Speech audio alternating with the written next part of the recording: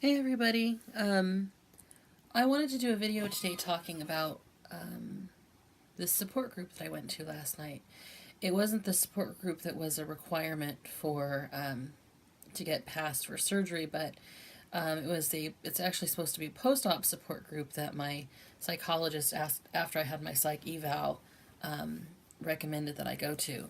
And the support group I went to for my requirement was really awful. It turned into a lot of people bitching about the healthcare provider that I'm with, and that was unfortunate because I really rather like them. Um, but anyway, this support group was really, really profound, and I wanted to share a little bit of that with you. There were probably just about as many pre-op people as there were post-op people there, and among them, I just got this incredible wave of how unbelievably lucky I am. I am, as of today, I'm 353 pounds. And even though my dad's side of the family is just riddled with diabetes, and one of my uncles died of diabetes, and my dad had died of complications of other things, but also diabetes. And even though my mom's side of the family is riddled with hypertension, I, at 38 years old, have neither one of those things and am not close to either one of those things. And there was a lady there at the group who said that she found a blister on her foot one day, and then and she made a doctor's appointment, and then the next day her feet were black, and with diabetes, and she almost had to lose both of her feet. And they managed to save, and then she had the surgery, and they managed to save her feet. But that could be me, and then all of the other people with their other issues, and I'm just very blessed and very humbled that I am going into this surgery very healthy, very, very healthy for my size, and just so lucky, just so incredibly lucky. And I guess I wanted to get that out to the world. How grateful I am to be in the position that I am, where I have all the time in the world, I have all the resources in the world, and I can do this from a very healthy place. It also was striking to me how it was like everyone in the group was a shade of myself. People who were earlier in their pre-op journey, or people who were significantly younger than I am, 10 to 12 years younger than I am, who were talking about their successes, who were pre-op and talking about their successes eating, 3 potato chips instead of the whole box, or things of that nature. I don't know, it just sounded like me. They all sounded so, their stories struck home with me and were so similar in a lot of ways to the thought process that I've gone through. And it also, a lot of the post-op people said that, you really have to be prepared for some emotional stuff to come up. And you really have to begin to understand not what you were overeating, but why you were overeating. That is a really big part of your success, is to uncover that. And the lady that was leading the group, who's post-op a couple of years, said that she, oh, what was it? Oh, my train of thought derailed.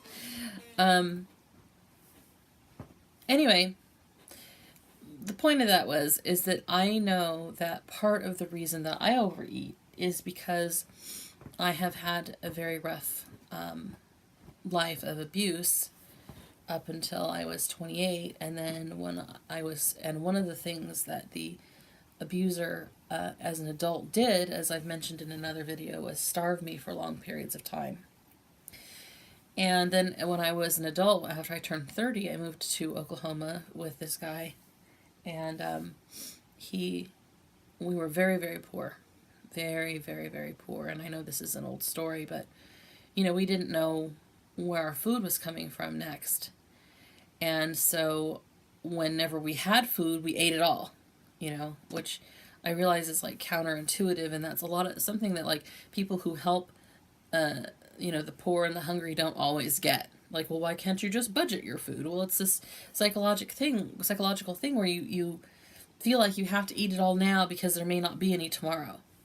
It's not particularly rational, but that's just the way that it works. Pardon my nose. Anyway, and then I couple that with I'm not in that situation anymore, and I'm safe and good and in a good place and totally food secure and everything.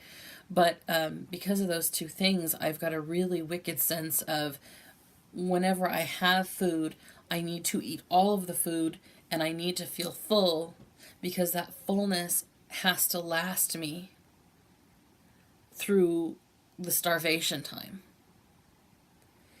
And if I feel hungry, if I feel that hunger feeling, which sometimes feels like it's constant, and it's not in my head, I mean, my stomach actually growls, I get anxious because I feel like what that means is there hasn't been any food in days and there won't be any food in days. And so, like, leaving food on my plate seems like, well, if I leave it there, then when tomorrow when there's no food, I'm going to regret having not put that in my body to sustain me. So, and I know that with the surgery that I'll feel fuller faster and less food will do me and so on. But I think it was really hitting home that those are two of the real, that's a really big reason that I overeat. And there are also emotional, food can be comforting to me and so on. But I think the main reason why I really gorge myself sometimes to the point where I feel sick is because I've come to associate that almost sick, full feeling with safety. And I know some of you out there have that feeling as well. So, I've talked to my doctor about setting up some individual counseling, and if my surgery isn't until May, then maybe I can knock some of that out before surgery, and if not, then I can do it post surgery, and that's not that big of a problem. But I definitely, it really hit me in the face that I definitely do need some counseling to try to deal with that and to find some ways to remind myself that I am safe and that there's always more food. And my best friend is so good about that, and also my mother. When we go out, my best friend and I, I'll choose something sensible, and she'll always remind me, just remember, if you eat all of this and it's not enough, we can always order more. And if you're embarrassed to do it at this restaurant, then I'll take you to another restaurant and you can have more.